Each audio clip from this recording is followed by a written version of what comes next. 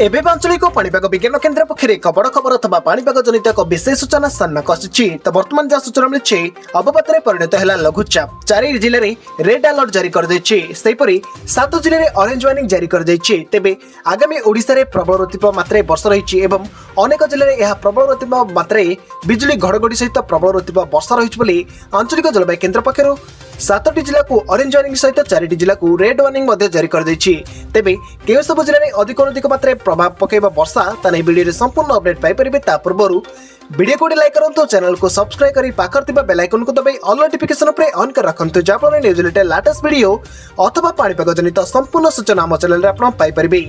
ता लेट न करी चलंतु खबर पे नजर पकाइबा। तो वर्तमान जहाँ सूचना मिली बंगोपसागर सृष्टि लघुचाप एवं अवपात परिणत होइछि। यह प्रभाव में पुरी समेत राज्य विभिन्न स्थान में प्रबल रतिप वर्षार संभावना रही। विभिन्न दुर्बल नदी और केनाल बंध गुड़िक उपर तीक्ष्ण नजर रखा जल संपद विभाग पक्षर इंजीनियर मानक कहुଯାଇଛି। एसहित सहरांचल जो स्थान गुड़िक जलमग्न होगा आशंका रही से सब स्थान गुड़ी जलमुक्त करने आगुआ प्रस्तुति करने को एसआरसी निर्देश देइछन्ते। आसंता 24 घंटा मध्य कोरापुट, मालकानगिरी, कलाहांडी और नवरंगपुर जिले में अति प्रबल वर्षार संभावना रही। एही सब जिला पाणीपाग विभाग पक्षर रेड वार्निंग अलर्ट जारी कर दैछि।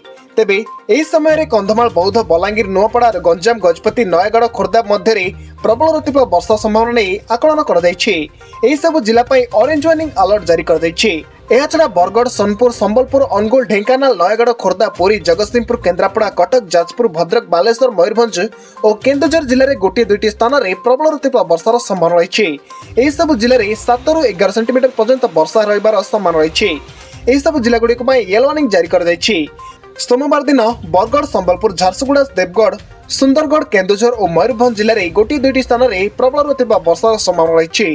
यह सब जिले में 7 ରୁ 11 सेंटीमीटर पर्यंत वर्षा होब बोली सेतिपई येलो वार्निंग जारी कर दैछि।